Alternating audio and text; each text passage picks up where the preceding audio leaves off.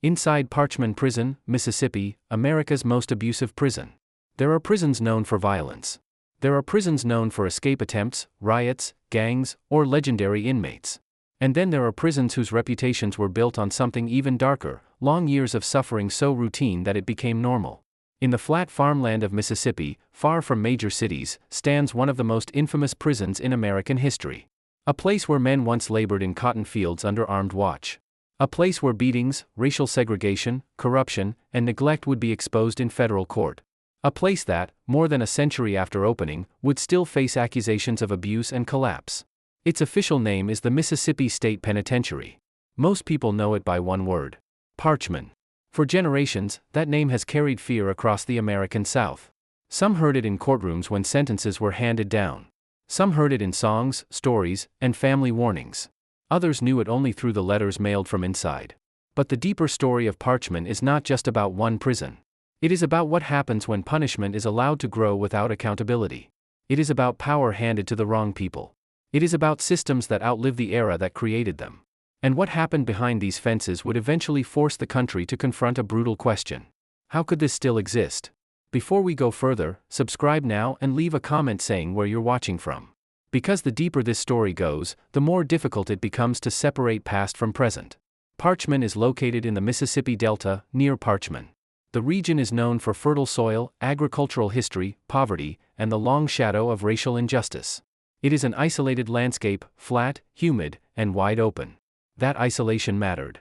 Prisons built far from cities are easier to ignore. They are harder for families to visit. Harder for journalists to access. Harder for the public to see clearly. And for much of its existence, Parchman operated behind that distance. From the outside, it was just another correctional facility. From the inside, it was something else entirely. When Parchman opened in 1901, it was designed around labor. Thousands of acres of land surrounded the prison. The institution functioned as a working farm, where incarcerated men were used to cultivate crops and maintain operations. Cotton became central to its identity. To understand the symbolism of that, you have to understand the South after the Civil War. Slavery had ended, but new systems emerged that continued exploitation through law enforcement, discriminatory sentencing, and convict leasing models across the region. Black men were arrested at disproportionate rates for minor or selectively enforced offenses. Once convicted, they were pushed into labor systems that benefited the state and private interests. Parchman was born inside that reality. Many historians and civil rights advocates later argued that it preserved old power structures under a new name. The uniforms had changed. The chains were less visible. But the fields remained. Men worked under armed supervision in punishing heat. Refusal could bring punishment. Injury did not always bring relief. Human value was measured through output. And over time, a prison economy formed around that suffering. What happened next would make conditions even worse. Running a giant prison farm required control, but staffing large institutions was expensive. Parchman's answer became one of the most controversial systems in American corrections history. It relied on trustees. These were incarcerated men given authority over other incarcerated men. Some supervised labor details. Some controlled housing areas. Some were armed. Some enforced discipline. Think about the danger built into that arrangement. The state effectively delegated power to prisoners, rewarding compliance and brutality while weakening formal accountability. If a man wanted favor, advancement, or safety, he might align himself with those in control. If he was targeted, help could be distant or absent entirely. Reports over the decades described beatings, intimidation, extortion, and arbitrary punishment. The line between inmate and guard blurred into something unstable and deeply abusive. For vulnerable prisoners, daily life could depend on the mood of another inmate with unofficial authority. That creates a different kind of fear. Not fear of rules. Fear of whoever is standing nearest. And in places governed by fear, violence becomes ordinary fast. Night inside older prison housing could be worse than day. During daylight, there was structure, labor, movement, supervision, tasks. At night, uncertainty returned. Who controlled the dorm? Who owed money? Who had offended the wrong person? Who was new and alone? In overcrowded or loosely supervised housing, tension never fully disappeared. Men slept lightly. Some kept shoes on in case they needed to move quickly. Some learned where to stand, where not to look, when to remain silent. These are the unwritten survival rules prisons create when official systems fail. Do not appear weak. Do not involve yourself in conflicts that are not yours. Do not take what you cannot defend. Do not trust too quickly. Do not assume anyone is coming to help. At Parchman, those rules were shaped across generations. And eventually, the outside world began to hear about them. By the mid-20th century, civil rights pressure and legal scrutiny were growing across the American South. Institutions once protected by secrecy were increasingly challenged in federal court. Parchman became one of them. The landmark case Gates v. Collier, decided in 1972, exposed conditions inside Mississippi's prison system. The federal court condemned racial segregation, corporal punishment, the trustee system, and practices found to violate constitutional protections. It was a devastating legal judgment. The ruling did more than criticize management. It declared that long-standing prison practices were unlawful. For Parchman, it was the forced end of an era. But legal rulings can stop policies faster than they change culture. Buildings remain. Habits remain. Trauma remains. Staffing patterns remain. And institutions shaped by violence do not become healthy overnight. That would become clear in the decades ahead. After reforms, Parchman continued operating, but criticism never fully disappeared. Like many large state prisons, it faced recurring problems: underfunding, aging infrastructure, staff shortages, overcrowding pressures, violence, and medical concerns. Some units deteriorated badly over time. A prison can decline slowly enough that each year feels manageable, until one day the damage is impossible to ignore. Cracked plumbing becomes sewage backups. Leaking roofs become mold. Broken locks become security risks. Vacant officer posts become dangerous blind spots. Deferred repairs become normal routine. And the people living inside pay first. To the public, these may sound like maintenance issues. Inside prison walls, they become safety issues. Imagine being locked in a building you cannot leave while the systems around you fail one by one. That was the reality critics described in later years. A typical day in a troubled prison is built around repetition. Wake early. Count time. Wait for breakfast. Wait for movement. Wait for medication. Wait for recreation. Wait for mail. Wait for count again. Wait for lights out. Waiting defines incarceration more than most people realize. But when systems are unstable, even routine waiting becomes stressful. Meals may be delayed. Showers may be restricted. Recreation may be canceled. Medical requests may pile up. Lockdowns may stretch longer than expected. Every disruption adds pressure. Men become frustrated. Rumors spread quickly. Small disrespects feel larger. Arguments escalate faster. Because in prison, there is nowhere to walk away. And when pressure builds long enough, release often comes through violence. Yard time in prison is more than exercise. It is decompression. A chance to walk, stretch, speak face-to-face, settle disputes, maintain mental balance, feel sunlight, and briefly escape the claustrophobia of a cell. When yards close frequently because of staffing shortages or security fears, tension shifts back indoors. That matters. Men who cannot move become more irritable. Men who cannot speak privately lose peaceful ways to resolve conflict. Men who cannot burn off stress carry it back to crowded housing units. This is how administrative problems become violence problems. And at Parchman, critics argued that too few staff often meant too many restrictions, which created the exact conditions that make prisons harder to control. Some of the most dangerous places in prison are not dramatic locations. They are ordinary spaces. A shower area with poor visibility. A stairwell between floors. A blind corner during movement. A cell door moment when attention is elsewhere. Violence inside prison often happens in seconds. Planning may take days, but execution is brief. That is why staffing levels matter so much. Visible officers deter attacks. Quick response limits damage. Consistent presence builds predictability. Without that, fear expands. Former inmates from many systems describe learning to scan rooms constantly, read tone changes, notice body language, and identify exits. Hyper-awareness becomes survival. For some men, that mindset continues long after release. The prison sentence ends. The prison reflex does not. In 2019 and 2020, Mississippi prisons faced a wave of violence and deaths that drew national headlines. Parchman became the most visible symbol of the crisis. Families demanded answers. Advocates filed lawsuits. Images from inside circulated publicly: damaged facilities, broken fixtures, filthy conditions, infestations, and desperate pleas for intervention. To many outside observers, it looked like collapse. And perhaps the most unsettling part was this: none of it appeared sudden. The crisis looked cumulative. Years of neglect. Years of understaffing. Years of deferred maintenance. Years of warnings. Then suddenly, the nation was paying attention. But only after lives had already been lost. Healthcare inside prison is one of the clearest tests of whether a system is functioning. Incarcerated people still suffer asthma, diabetes, infections, injuries, addiction, depression, psychosis, aging, and chronic pain. None of these conditions pause because a person is sentenced. Yet in struggling systems, healthcare can become delayed, rationed, or overwhelmed. Inside prison, a minor untreated issue can become serious quickly. A tooth infection becomes an emergency. A mental health crisis becomes violence. A missed medication becomes destabilization. A delayed response becomes tragedy. Critics of Mississippi's prison system repeatedly raised concerns about access and quality. For those locked inside, healthcare is not a convenience. It is dependency. They cannot seek a second opinion. They cannot drive to urgent care. They wait for someone else to decide. And waiting can be dangerous. Then there is isolation. Segregation units exist in many prison systems for punishment, protective custody, or high-risk management. But prolonged isolation has long been debated by psychologists, legal experts, and corrections officials. A small cell. Limited movement. Minimal contact. Long hours with thoughts that do not stop. For some inmates, segregation is feared more than violence. Not because it wounds the body, but because it can erode the mind. When used excessively or carelessly, isolation can deepen instability rather than control it. At institutions already struggling with disorder, that creates a dangerous cycle. The prison uses isolation to manage chaos. Isolation worsens mental strain. Mental strain creates more chaos. And the cycle continues.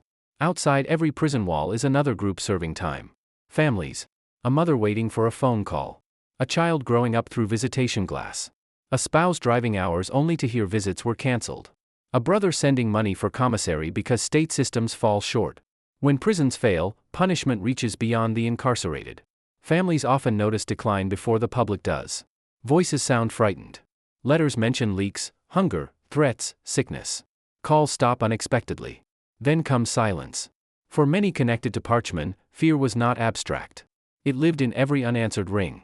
As criticism mounted, state officials announced repairs, transfers, closures of some units, staffing efforts, and reform plans. Public pressure had made inaction harder. But repairing a prison like Parchman means more than fixing walls. You must rebuild trust. Recruit staff into difficult jobs. Modernize security systems. Improve healthcare. Reduce violence. Change culture. Create accountability. And do it while thousands remain incarcerated inside the system. That is the challenge with prison reform. It must happen in real time. No one can close the building for renovation and reopen later. Life continues inside every day. Yet even in notorious prisons, humanity survives. Some men study for diplomas. Some learn trades. Some return to faith. Some write letters of apology. Some mentor younger inmates to avoid mistakes they made. Some simply decide that whatever surrounds them, they will not become it. These stories are quieter than violence, so they are often ignored. But they matter. Because if prison strips away all possibility of growth, it becomes only storage for damaged lives. And societies eventually receive those lives back. Programs are often described as optional extras. Inside corrections, they can be stabilizers. Education reduces idleness. Training creates post-release options. Treatment addresses addiction. Counseling can interrupt cycles of rage and trauma. Without those tools, prisons risk producing the very behavior they claim to prevent. That question hangs over Parchman to this day. Is it a place built only to contain? Or can an institution shaped by history become something safer and more useful? There is a reason the name Parchman still carries power. Not because it is the biggest prison in America. Not because it houses the most famous criminals. But because it reveals what punishment can become when distance, politics, neglect, and history combine. Parchman is more than a prison. It is a warning. When society stops paying attention to what happens behind walls, those walls begin to hide anything. And once abuse becomes normal inside one institution, it rarely stays contained there. It spreads outward through families, communities, trauma, and distrust. Thousands of men have entered Parchman through its gates. Some guilty. Some young. Some dangerous. Some broken. Many changed forever. Some never left alive. The prison still stands in the Delta, carrying more than inmates. It carries a century of decisions. And the final question is not whether Parchman was brutal. History has already answered that. The real question is whether anything has truly changed, or whether the next crisis is simply waiting behind another locked door. To understand why Parchman's reputation lasted so long, you have to understand how a prison teaches itself to survive. Every large prison develops its own internal order. Officially, there are written rules, schedules, policies, chains of command, use of force procedures, count times, classification systems. Unofficially, there is another structure. Who controls contraband? Who can mediate disputes? Who is feared? Who is protected? Who is isolated? Who owes debts? Who can move freely? In healthy institutions, the official system remains stronger than the unofficial one. At troubled prisons, that balance can reverse. And when it does, control becomes fragile. Parchman spent long stretches of its history fighting exactly that problem. Morning movement inside prison often looks orderly from a distance. Lines form. Doors open in sequence. Men move to chow halls, work details, medical lines, or showers. But underneath that routine is constant calculation. Who stands near whom? Which rival groups must be separated? Who recently argued? Who is unstable? Who might attack during movement because it offers the best chance? That is why transitions are among the most sensitive moments in any correctional facility. A locked man is contained. A moving man changes the equation. At Parchman, where staffing concerns were repeatedly raised, each movement period could become a test of manpower and timing. If too few officers are present, tension rises immediately. Everyone inside can feel it. Meals are one of the few events that break the monotony of prison life. They are also moments where frustration can concentrate. A missed tray. A perceived disrespect. A seat taken by the wrong person. A debt mentioned publicly. A rumor repeated too loudly. To outsiders, these sound minor. Inside prison, where space, dignity, and control are limited, small incidents can carry major consequences. That is one reason experienced correctional staff watch chow halls carefully. The room contains dozens or hundreds of people, compressed emotion, and very little privacy. Former inmates from many systems often describe learning where to sit, when to speak, and when to leave immediately. Because arguments in a chow hall do not always end in a chow hall. Sometimes they continue hours later, in a corridor where no one else is watching. Parchman, like many prisons, has housed men from different counties, backgrounds, neighborhoods, and affiliations. Prison compresses these worlds into shared space. Old street disputes can reappear. Regional loyalties can matter. Race can become a dividing line. Friendships can become protection networks. Protection networks can become predatory networks. This is how prison power structures evolve. Not always through dramatic gang declarations, but through daily necessity. Who can get commissary? Who can secure a safer bunk? Who can stop someone from being targeted? Who can retaliate if crossed? Where the state is weak, alternative authorities grow stronger. That principle applies in cities, war zones, and prisons alike. And Parchman's history shows how dangerous that can become. Money rarely disappears in prison. It simply changes form. Commissary items, coffee, snacks, hygiene supplies, stamps, phone minutes, can function like currency. Favors are tracked. Debts are remembered. Trades are negotiated constantly. If someone borrows and cannot repay, consequences may follow. If someone steals, they may be marked. If someone receives money from family regularly, others notice. This creates another hidden hierarchy, economic status behind bars. The prisoner with outside support often lives differently from the prisoner with no one sending help. Better food. More hygiene supplies. Stronger bargaining position. Sometimes, greater risk of exploitation too. At Parchman, where poverty was common among many inmates' families, that imbalance could be severe. Some men entered prison with almost nothing. And prison is a place where having nothing can make you vulnerable fast. The public often imagines prison suffering as physical. Fights. Assaults. Harsh cells. Dangerous conditions. But one of the deepest punishments is psychological repetition. The same walls. The same noise. The same smells. The same locked door. The same waiting. Days blur into months. Months blur into years. For long-term prisoners, time itself becomes distorted. Holidays become reminders. Birthdays become grief markers. Children's voices on the phone gradually sound older. Some adapt through routine. Exercise. Reading. Prayer. Writing. Studying. Others deteriorate quietly. Irritability grows. Sleep worsens. Paranoia rises. Hope narrows. In institutions already marked by instability, mental decline can spread through housing units like weather. When people hear the word abuse, they often imagine a person harming another person. But systems can abuse through neglect. A roof left leaking for years. A broken toilet not repaired. Mold spreading in ventilation. Lights failing. Heat unbearable in summer. Cold biting through winter nights. Repeated requests ignored. No single moment makes headlines. Yet the message becomes clear: your suffering does not matter enough to fix. That kind of neglect changes behavior. It creates anger in some men, apathy in others. And when enough people believe nothing improves through lawful channels, disorder becomes more likely. Because if rules never solve problems, why respect rules at all? That question haunts failing institutions. Any honest story about prisons must also include staff. Working inside a troubled prison is dangerous and exhausting. Officers walk into tense environments daily. They may be outnumbered, undertrained, underpaid, or working forced overtime. They absorb threats, insults, manipulation attempts, and the possibility of sudden violence. Many leave. High turnover then creates new problems. Less experience. More vacancies. More fatigue for those who remain. Less consistency in enforcement. That can damage morale quickly. When staff morale collapses, prisons become harder to run. Good officers burn out. Poor officers gain space. Standards slip. So when people ask how prisons decline, one answer is simple: they lose the people capable of holding the line. Parchman's staffing struggles were not just an employment issue. They were a security issue. Healthcare delays inside prison can create a different kind of tension. Pain changes behavior. Untreated withdrawal changes behavior. Psychosis changes behavior. Depression changes behavior. Sleep deprivation changes behavior. Many violent incidents inside prisons begin far earlier than the assault itself. They begin in untreated instability. A man denied medication repeatedly may unravel. A man in severe pain may lash out. A mentally ill prisoner hearing voices may become unpredictable. This is why correctional healthcare and security are inseparable. A prison cannot punish its way out of medical failure. At Parchman, critics argued that too often the system tried exactly that. Isolation units are frequently described as places for the worst of the worst. Reality is more complicated. Some men are there for violence. Some for rule violations. Some for protection from enemies.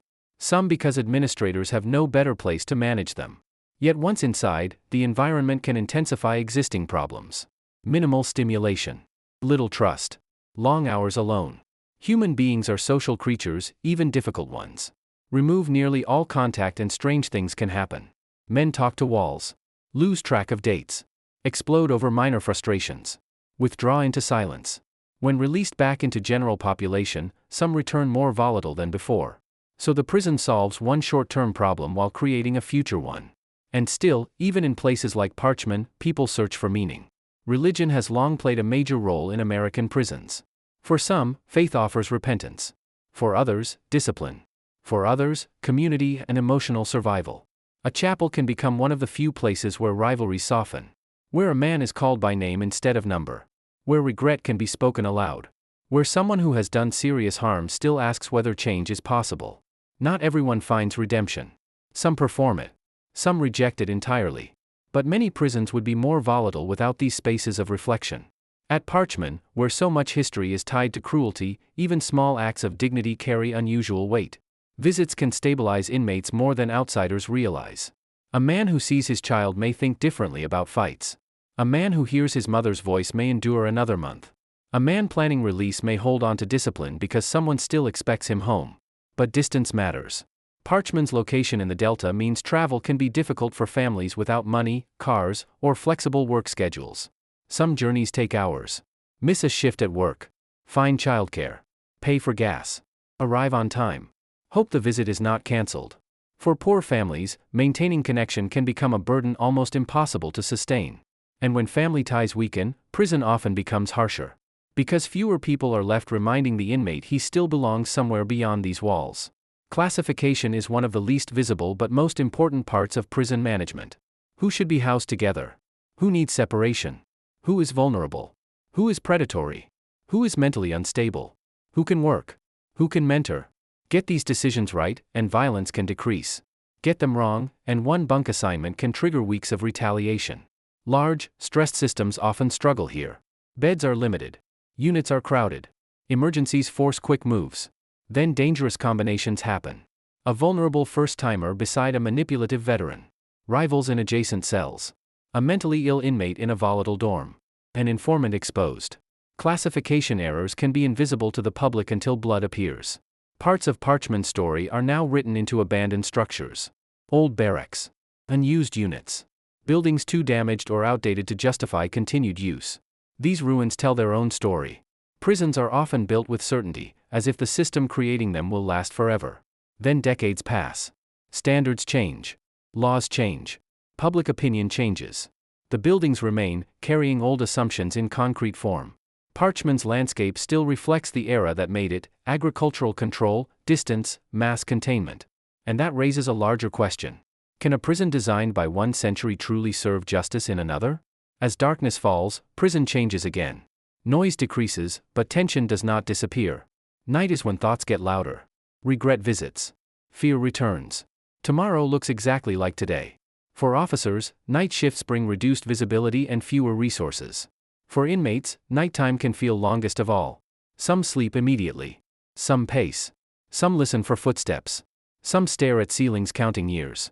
Inside Parchman, as in prisons everywhere, the sentence is measured not only in calendar time, but in nights survived. And what comes next inside these walls can be even harder to endure than violence itself. Parchman is more than a prison story. It is a warning about what happens when power is hidden, oversight disappears, and human lives are reduced to numbers. If this story stayed with you, subscribe for more real crime documentaries, and share your thoughts below. Because behind every prison wall, there is always a deeper story waiting to be told. Until next time.